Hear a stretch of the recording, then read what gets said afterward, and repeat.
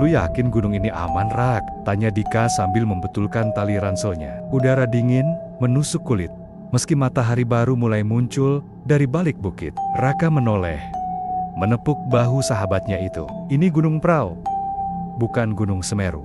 Jalurnya pendek, tapi katanya pemandangannya luar biasa. 3 orang berdiri bersamanya di pos awal pendakian. Dikasih skeptis, Mia yang pendiam tapi penuh keberanian, dan Aldi, si periang yang selalu membawa kamera. Mereka sudah berteman sejak SMA, tapi ini adalah pertama kalinya mereka mendaki bersama. Setelah lapor di base camp dan melakukan doa singkat, mereka mulai melangkah memasuki jalur hutan. Awan masih bergelayut rendah, embun menempel di dedaunan. Suasana sepi, hanya ada suara langkah dan desir angin yang membelai dedaunan. Setengah perjalanan naik, Dika menghentikan langkahnya. "Dengar nggak?" bisiknya. Yang lain terdiam. Lamat-lamat, terdengar suara ranting patah. Bukan dari mereka, dari balik kabut. "Bisa aja itu pendaki lain," kata Aldi sambil menyorotkan senter ke arah suara. Tapi kabut tebal menghalangi pandangan. Tidak ada siapa-siapa. Raka mencoba bersikap tenang. "Udah, jalan lagi. Jangan sampai sugesti bikin kita parno." Namun sejak itu, suasana berubah. Burung-burung tidak terdengar lagi. Angin seperti berhenti. Bahkan kabut terasa lebih dingin dari sebelumnya. Di pos 3, mereka memutuskan beristirahat. Mia yang sejak tadi diam, tiba-tiba berkata, "Kalian sadar nggak? Dari tadi kita seperti diikuti." Raka menatapnya. "Maksudmu?" "Ada sesuatu di belakang kita. Aku ngerasa dari pos 1, Dika menelan ludah." "Lu lihat?" "Apa?" Mia menggeleng pelan. "Bukan lihat, tapi aku dengar suara napas. Kadang langkah, tapi waktu aku balik badan, nggak ada siapa-siapa." Aldi tertawa hambar. "Ah, biasa, mungkin halusinasi." Namun di saat itulah, mereka semua mendengar dengan jelas 3 ketukan pelan dari dalam semak-semak. Tok, tok, tok.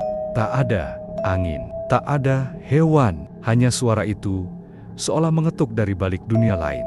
"Cepat, jalan," kata Raka. Dan mereka pun melanjutkan perjalanan. Tak lagi bicara, hanya mata yang saling bertukar pandang penuh kecemasan. Langit mulai gelap ketika mereka sampai di area camping ground. Tapi puncak masih sedikit lagi.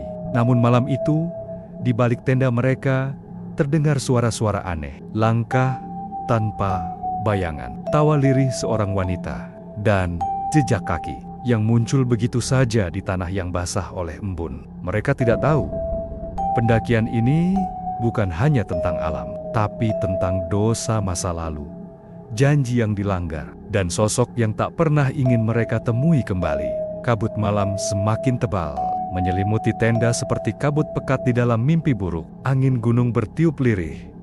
Namun di tengah kesunyian, suara-suara aneh mulai terdengar.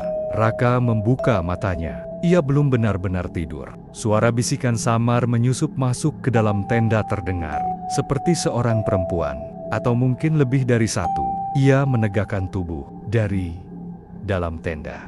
Cahaya senter yang digantung di atap hanya menerangi sebagian kecil. Dika tidur gelisah, Aldi sudah terlelap, dan Mia duduk diam di pojok tenda, memeluk lututnya. "Mia, kamu nggak tidur?" tanya Raka pelan. Gadis itu menoleh perlahan. Wajahnya pucat, matanya merah, seperti habis menangis. "Raka, aku pernah kesini dulu, tapi bukan untuk mendaki." Raka mengernyit. "Maksudmu?" Sebelum Mia menjawab, terdengar suara langkah kaki mengelilingi tenda. Serak, serak, serak. Raka dan Mia saling pandang. "Mungkin pendaki lain," bisik Raka. Walau ia tahu tidak ada pendaki lain malam itu. Mereka adalah satu-satunya grup yang naik hari itu. Menurut catatan basecamp, Aldi tiba-tiba menggeliat, lalu bangkit sambil mengucek mata. "Kalian juga dengar?" Suara langkah itu berhenti. Hening. Terlalu hening. Tiba-tiba, dari sisi luar tenda, ada yang mencakar-cakar. Kainnya perlahan, seperti kuku panjang yang menyisir permukaan tenda dari atas ke bawah. Krik, krik. Dika terbangun dengan napas memburu. Apa itu? Raka mengambil senter dan menyorot ke arah suara. Tak ada apa-apa. Tapi Mia berbisik dengan suara gemetar. Dia tahu, aku di sini. Aku udah janji nggak akan balik ke tempat ini. Siapa yang tahu, Mia? Desak Raka. Mia menunduk. Tangannya gemetar. Waktu SMA, aku pernah ke sini bareng teman-temanku. Tapi kami nggak pernah sampai puncak. Temanku, Intan, dia jatuh ke jurang. Dan kami bohong waktu turun. Kami bilang, dia terpisah. Raka dan yang lain terdiam. Tak percaya. Kami ninggalin dia dan aku tahu arwahnya belum tenang. Suara angin tiba-tiba menguat, membuat tenda bergetar. Di luar, suara langkah itu kembali kali. Ini lebih banyak. Srek, srek, srek. Langkah dari segala arah. Berputar, mendekat. Lalu terdengar suara tangisan. Pelan, seorang perempuan. Lirih, tapi mengerikan. Mia, Raka, merinding. Suara itu tidak berasal dari luar, tapi dari dalam tenda. Tiba-tiba, senter Aldi mati. Kegelapan menyelimuti mereka semua. Dan di dalam gelap, mereka mendengar napas. Satu-satu, sangat dekat. Kalian semua harus ikut dia. Pagi menyapa dengan sinar pucat yang menembus kabut. Udara tetap dingin, tapi keringat dingin yang membasahi tubuh mereka semalam belum sepenuhnya hilang. Tidak ada yang tidur nyenyak. Mia, siapa sebenarnya Intan itu? Tanya Dika sambil menyalakan api kecil untuk merebus air. Mia hanya duduk memandangi lembah di bawah. Matanya kosong. Dia teman SMA kami. Waktu itu, aku, Intan, dan 2 teman lain Wina dan Nando naik ke sini. Cuma untuk kabur dari ujian. Tapi, ada sesuatu yang salah. Raka menatapnya. Apa maksudmu salah? Mia menoleh perlahan. Kami naik tanpa izin. Intan, itu dia berubah waktu sampai pos 3. Dia bilang, lihat sosok anak kecil duduk di pinggir jurang. Main boneka, kami pikir dia halu. Aldi yang sedang membersihkan lensa kameranya ikut bersuara. Terus, Mia menggenggam jaketnya erat. Intan mulai bicara sendiri. Ngomong, katanya si kecil ngajak main. Malam itu, dia hilang. Kami cari dan nemu jejak kaki kecil menuju jurang. Tapi waktu kami intip ke bawah, cuma ada sebuah boneka berlumur darah. Semua terdiam. Kami panik. Kami sepakat buat bilang ke orang-orang kalau Intan tersesat. Tapi aku tahu dia diganggu sesuatu. Dika berdiri, gelisah. Kita harus turun sekarang. Tapi Mia berdiri. Tunggu. Sebelum turun, aku harus ke tempat itu. Jurang itu. Dia masih di sana. Aku harus minta maaf. Gila lo, Mi. Itu bunuh diri. Aldi membentak. Namun tak ada yang bisa menghentikan Mia. Dengan langkah pasti, dia berjalan melewati kabut pagi yang mulai naik. Raka dan yang lain dengan berat hati mengikuti. Setengah jam kemudian mereka tiba di sebuah jalur sempit. Di tepi jurang, kabut di bawah seperti menutupi dunia lain. Angin berdesir lirih, membawa aroma tanah basah dan bunga melati. Tiba-tiba, Mia berhenti. Ia menatap ke satu titik. Di sana, sebuah boneka lusuh tergeletak di atas tanah, kepalanya retak. Matanya tinggal satu, dan tubuhnya kotor oleh lumut dan tanah. Raka merinding. Itu boneka yang kamu maksud? Mia berlutut perlahan. Dengan tangan gemetar, dia mengangkat boneka itu. Air matanya mengalir. Intan, maaf. Aku salah. Angin berhembus kencang. Suara lirih terdengar lagi.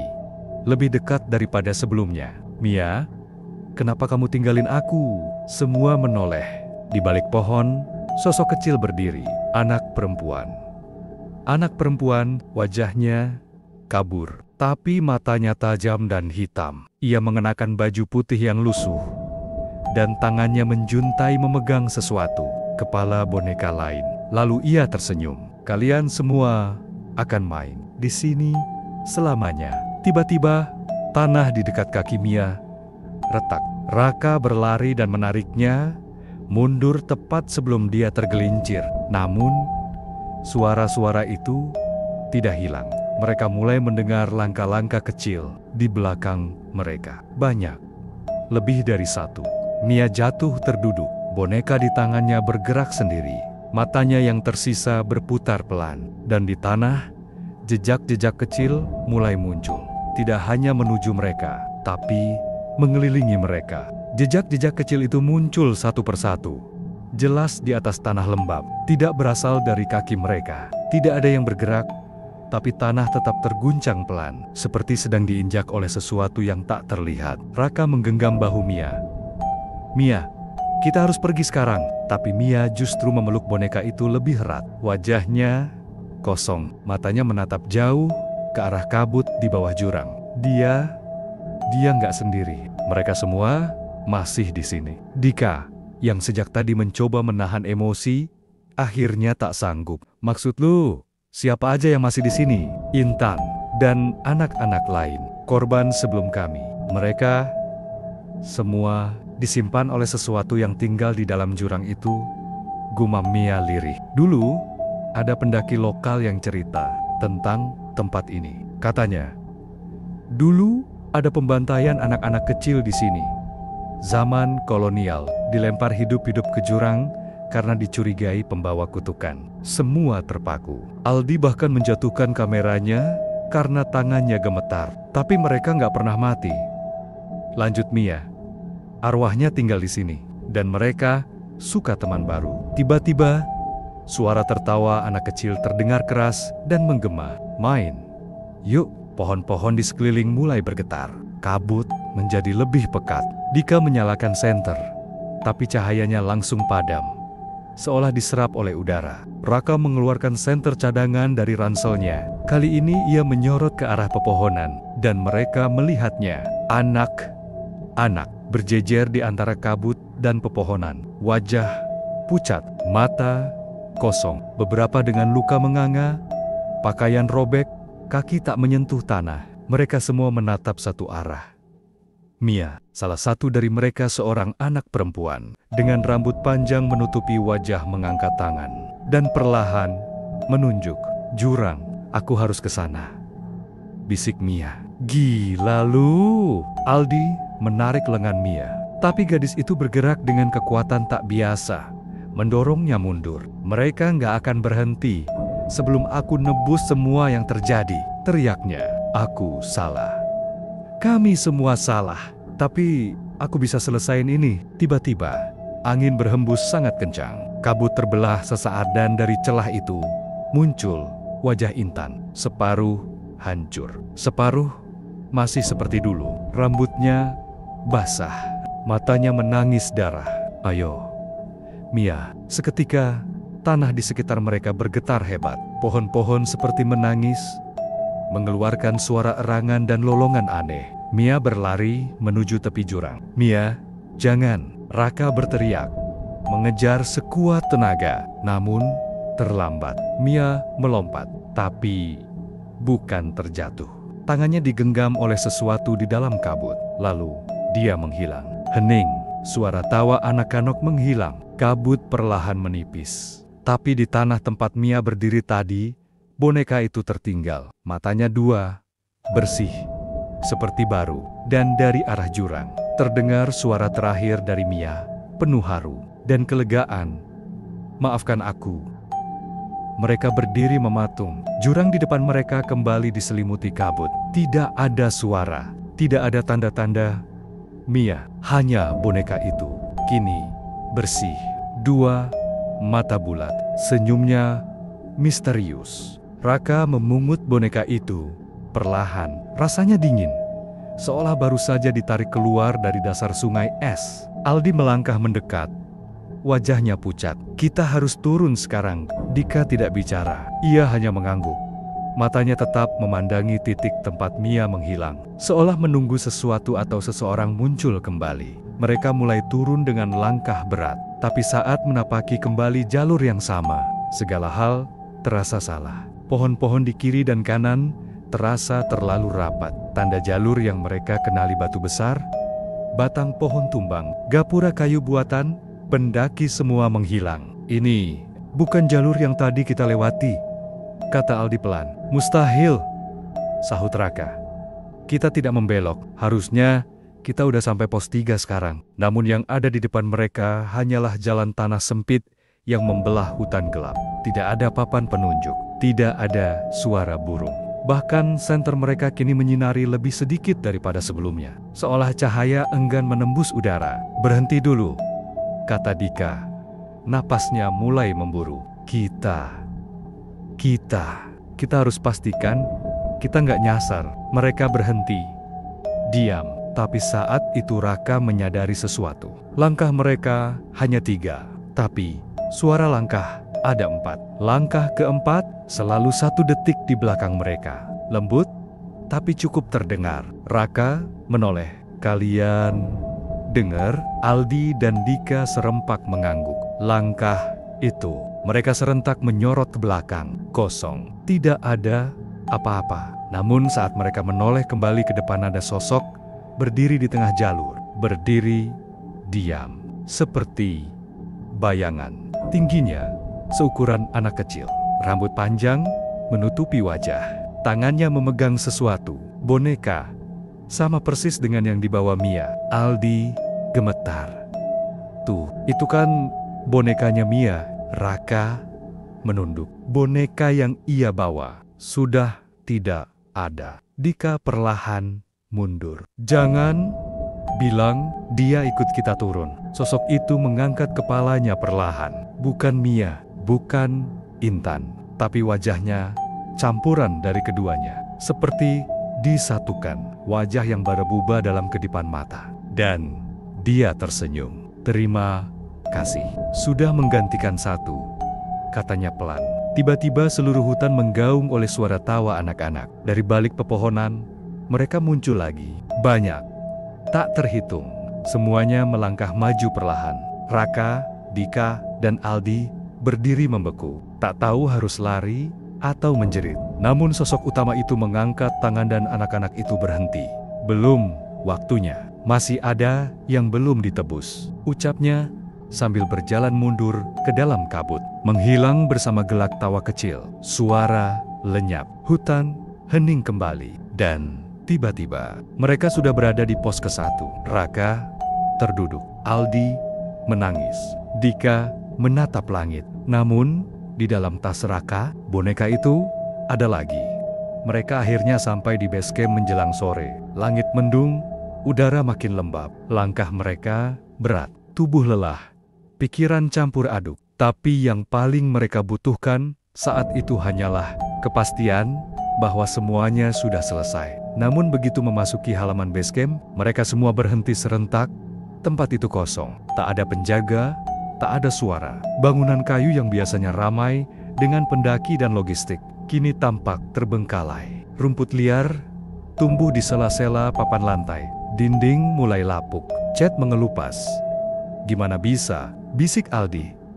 Raka melangkah ragu menuju meja pendaftaran. Ia mendorong pintunya perlahan.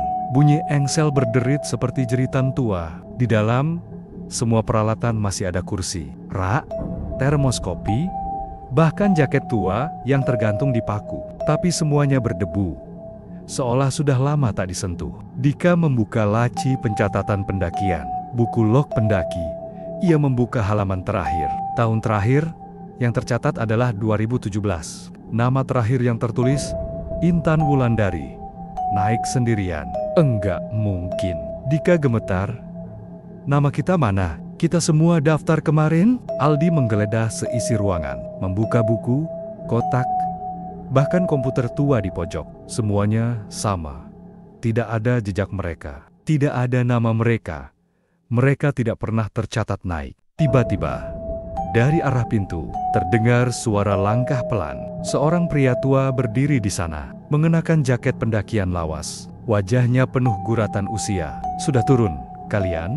Tanyanya tanpa ekspresi.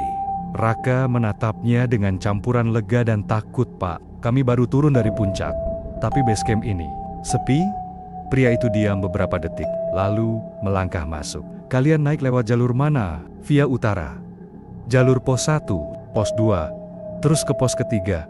Lalu, tidak mungkin. Pria itu memotong, jalur itu sudah ditutup sejak 7 tahun lalu. Ditutup? Aldi melangkah maju. Kami naik kemarin, Pak. Ada yang jaga. Kami bayar simaksi. Pria itu memicingkan mata.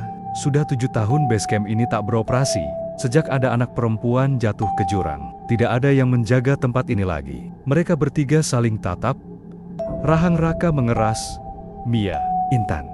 Pria tua itu berjalan ke rak tua, mengeluarkan sebuah koran lama yang sudah menguning. Ia menyodorkannya pada mereka. Judul utama, pendaki SMA hilang di Gunung Merapi.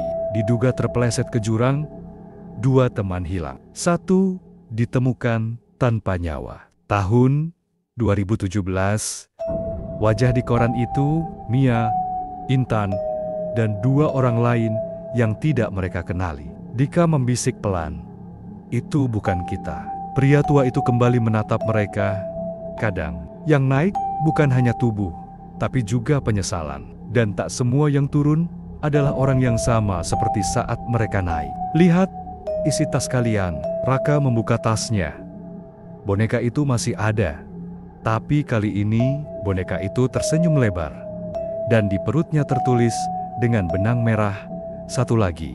Langkah mereka berat saat akhirnya mencapai base camp. Langit mulai mendung. Udara masih dingin, namun berbeda lebih padat. Seperti menyimpan sesuatu yang ingin keluar. Dari kejauhan, mereka melihat bangunan kayu base camp berdiri seperti biasa. Tapi, tidak ada siapapun. Tak ada suara orang berbicara. Tak ada kendaraan. Tak ada petugas. Raka membuka pintu base camp yang tidak dikunci. Derit pintu seperti teriakan panjang dalam kesunyian. "Halo Pak Iwan," seru Dika. Sunyi, mereka masuk. Semua ada seperti semula: meja registrasi, map, jalur pendakian, bangku plastik, bahkan termos kopi tua di sudut meja. Tapi semuanya berdebu. Bukan seperti tempat yang baru ditinggal, tapi seperti tak disentuh selama bertahun-tahun. Aldi menggigil. "Ini gak bener." Raka buru-buru membuka buku registrasi pendaki di meja. Ia membalik halaman demi halaman, dan tidak ada nama mereka. Tanggal mereka naik kosong. Tidak ada catatan atas nama Raka, Aldi, Dika, ataupun Mia. Yang lebih aneh, halaman-halaman setelah itu kosong juga. Dika mengambil ponselnya. Tak ada sinyal. Ia coba melihat foto. Semua file hilang. Folder kamera kosong. Folder video kosong. Aldi gemetar saat membuka kameranya. Ia mengecek memori. Error. No file detected. Ini kayak kita nggak pernah ke sana. Bisik Raka. Suaranya serak. Mereka semua terdiam. Di meja base camp, hanya ada satu benda yang tampak bersih. Sebuah foto lama, hitam, putih. Foto itu memperlihatkan rombongan kecil pendaki dari zaman dahulu. 2 pria, 2 wanita, dan 1 anak kecil berdiri di tengah. Anak itu memegang boneka sama seperti milik Mia. Wajahnya tersenyum, tapi matanya terlihat gelap. Aldi membalik foto itu. Ada tulisan di belakangnya, "Mereka yang tak kembali akan dijemput." Tiba-tiba, pintu base camp tertutup sendiri dengan keras. Bam! Bam! Angin dingin menerpa dari jendela yang terbuka sedikit. Dan di balik kaca, seseorang berdiri di luar. Sosok itu perempuan. Perempuan, rambut panjang, wajah samar. Mia, Raka berlari keluar. Tapi begitu pintu dibuka, tak ada siapapun, hanya jalan setapak. Dan boneka itu tergeletak di ambang pintu.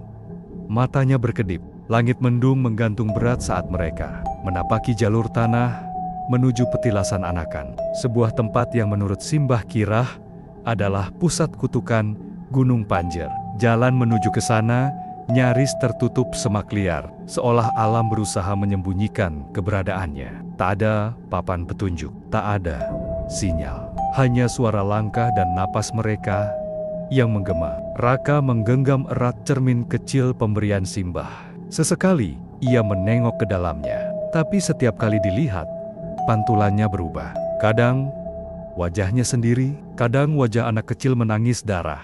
Dan kadang tidak ada bayangan sama sekali. Setelah 1 jam berjalan, mereka sampai di sebuah tanah lapang kecil. Di tengahnya berdiri 3 nisan batu tanpa nama, menghadap ke arah jurang. Dikelilingi pohon-pohon tinggi yang membentuk lingkaran alami. Di atas salah satu nisan, ada boneka kayu terpaku dengan wajah terbakar separuh. Nisan-nisan itu terasa hidup, seolah bernafas.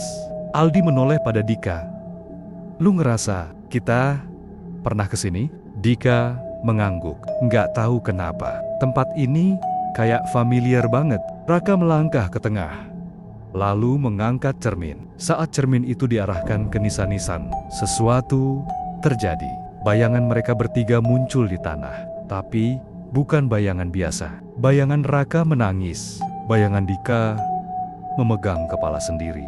Dan bayangan Aldi tersenyum lebar, matanya hitam pekat. Tiba-tiba, angin berhembus kencang. Nisan-nisan itu bergetar, dan kabut keluar dari tanah, melingkari mereka. Lalu muncul sosok dari kabut, Mia. Tapi bukan Mia yang mereka kenal. Kulitnya pucat, matanya redup. Di belakangnya berdiri anak-anak kabut, menatap kosong. Mia bicara pelan, "Salah satu dari kalian." "Bukan kalian." Dan dia sudah tahu. Cermin di tangan Raka bergetar sendiri saat ia melihat pantulannya. Wajah Aldi tidak muncul. Cermin hanya memantulkan kabut gelap di tempat Aldi berdiri. Raka menoleh. "Aldi?" Tapi Aldi tersenyum dan mulai tertawa. Suaranya berat. "Tak wajar. Sudah terlalu lama aku menunggu tubuh ini siap. Terima kasih sudah membawa mereka kembali ke tempat asalnya." Kulit Aldi mulai mengelupas perlahan. Wajahnya merekah, seolah ada wajah lain yang keluar dari dalam tubuhnya. Wajah anak kecil dengan mata membusuk dan mulut terjahit. Dika mundur. "Aldi, bukan Aldi. Dia sudah ditukar," gumam Mia. "Sejak malam pertama di puncak, saat dia terpisah sebentar. Saat kalian pikir dia cuma buang air, dia digantikan." Kabut menyelimuti. Anak-anak arwah kini berdiri mengelilingi mereka. Namun, Mia mengangkat tangan. "Aku bisa bantu, tapi kalian harus memilih. Salah satu dari kalian tetap tinggal." Raka dan Dika saling menatap. Tak ada waktu, tak ada logika. Namun, sebelum salah satu menjawab, Dika maju. "Biar gue." "Dika, jangan!" teriak Raka. Tapi Dika menatap Raka tenang. "Gue selalu ngerasa salah dari awal. Gue bawa kita semua naik gunung ini. Gue yang yakinin Mia buat ikut. Biar gue tebus." Dika berdiri di tengah lingkaran. Mia tersenyum kecil, sedih, lalu kabut melingkupi tubuh Dika, dan dia menghilang. Aldi atau makhluk di tubuhnya berteriak marah, namun kabut menelannya juga. Dan ketika segalanya hening, hanya Raka dan Mia yang tersisa. Mia menatap Raka untuk terakhir kalinya. "Terima kasih. Terima kasih. Sudah percaya. Sekarang, turunlah. Tapi jangan pernah kembali ke sini." Dan Mia pun menghilang bersama kabut dan anak-anak itu. Di tangan Raka, cermin kecil retak sepenuhnya, lalu hancur jadi debu. Raka melangkah turun dari desa Rawahening sendirian, tanpa Aldi, tanpa Dika, tanpa Mia. Langit cerah, burung berkicau. Segalanya terasa terlalu normal. Namun tiap langkah yang ia ambil terasa berat, seolah bumi menahan tubuhnya agar tidak meninggalkan tempat terkutuk itu. Tapi Raka terus berjalan, tak menoleh ke belakang, meski suara-suara berbisik, terus memanggil namanya dari balik pepohonan. Sesampainya di jalan besar, sebuah mobil pickup berhenti. Sopir tua menawarkannya tumpangan hingga kota. "Sendirian aja?" "Nak, dari mana?" Raka hanya menjawab pelan. Dari atas, tak banyak bicara sepanjang perjalanan. Tapi saat mereka melewati gapura masuk kawasan Gunung Panjer, Raka melihat ke kaca spion mobil dan tak ada bayangannya sendiri di sana. Setibanya di rumah, orang tuanya terkejut. "Raka, kamu kemana?" Ibunya menangis histeris. Ayahnya hanya duduk terdiam, wajah pucat pasi. "Raka, kebingungan. Aku baru turun dari gunung. Namun, mereka tak mendengar. Ibunya memeluknya sambil menggigil. Kamu hilang 2 minggu. Tim SAR udah nyerah. Bahkan kami sudah mengubur kausmu. 2 minggu? Raka yakin baru 1 atau 2 malam. Ia mencoba menjelaskan, tapi semua terdengar seperti mimpi buruk di telinga orang tuanya. Raka masuk ke kamarnya. Semuanya masih sama. Tapi saat ia membuka tas gunung, boneka kayu itu ada di dalamnya. Lagi tersenyum. Dan sekarang memiliki bekas air mata di pipinya. Raka membuang boneka itu ke tempat sampah. Ia bakar. Tapi malam itu, saat ia mencoba tidur, ketukan terdengar di jendela. Pelan, 3 kali. Tok, tok. Raka membuka tirai perlahan. Tak ada siapapun. Namun pagi harinya, ia mendapati jejak lumpur kecil di depan kamarnya. Jejak kaki anak kecil. Seminggu kemudian, Raka mencoba kembali ke kampus. Ia ingin bertemu dengan teman-temannya, mencari dokumentasi, kabar, apapun. Tapi saat ia menyebut nama Mia, Dika, atau Aldi, tak ada yang mengingat mereka. Bahkan dosen pembimbing kelompok pendakian berkata, "Raka, kamu datang ke rapat pertama sendirian. Kami bahkan melarang kamu naik karena belum cukup anggota." Raka menunjukkan foto-foto lama di ponsel, tapi semuanya kosong. Folder gunung hilang. Grup WhatsApp tidak pernah ada. Akun Instagram Mia tidak ditemukan. Seolah mereka tak pernah ada. Raka mulai mempertanyakan kewarasannya. Tapi setiap malam, ketukan itu kembali. Tok, tok. Dan kini, ketukan itu datang dari dalam lemari. Tok, tok, tok. Ketukan itu semakin sering. Kini bukan hanya di malam hari, tapi juga siang, di jendela, di lemari, di balik pintu kamar mandi. Raka hampir tidak tidur. Matanya cekung, tubuhnya kurus. Ia mencoba mengabaikan. Berpura-pura semuanya mimpi buruk. Tapi suara itu tidak mau pergi. Malam itu, ia duduk di lantai kamarnya dengan lilin menyala di sekeliling.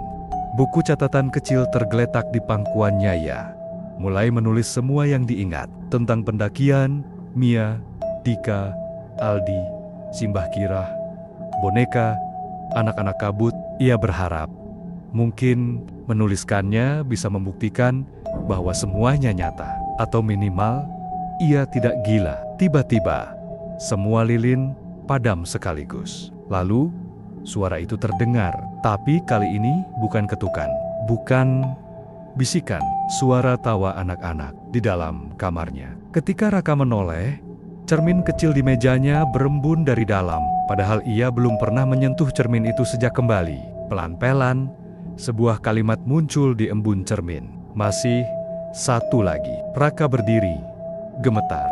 Ia mencoba membuka pintu kamar terkunci. Dari luar, ibunya memanggil, "Raka, kamu nggak apa-apa? Kenapa pintunya dikunci?" Tapi suara ibunya terdengar ganda. Seperti ada suara lain yang menirukan. Lalu bayangan mulai muncul di dinding kamar. Bukan bayangannya, tapi bayangan anak kecil berjalan dengan kepala terkulai dan tangan menjuntai. Raka menjerit, mundur, tapi langkah itu mendekat. Dan dari kegelapan, Dika muncul. Wajahnya pucat, bajunya robek, tapi matanya masih sama. "Raka, waktumu udah habis. Mia udah kembali. Gue juga udah milih. Tapi lo," Dika mendekat, "lo masih egois. Lo gak pernah bener-bener berkorban." Raka berlutut, menunduk. "Apa yang harus gue lakukan?" Dika mengangguk ke arah meja. Di sana, cermin itu bersinar pelan. Raka mengambilnya, dan saat ia melihat ke dalam, ia tidak melihat dirinya sendiri, tapi wajah seorang anak kecil menangis. Anak itu membuka mulutnya dan berkata, "Gantian." Tiba-tiba, dunia seakan terbalik. Raka menjerit saat cermin itu menyerap wajahnya, tubuhnya. Lalu semuanya menjadi gelap. Beberapa minggu kemudian, seorang pendaki muda datang ke base camp Gunung Panjer. Ia ingin mendaki sendirian. "Namamu siapa, nak?" tanya petugas base camp. Pemuda itu tersenyum. "Terlalu lebar." "Nama saya Raka, jawabnya pelan. Petugas mengangguk, lalu mencatat di buku register. Sementara itu, di dalam laci base camp, ada satu foto usang. Terlihat 3 anak muda berdiri di depan puncak gunung, dan satu anak kecil di tengah, memegang boneka kayu. Senyum mereka semua sama, mati, tapi abadi.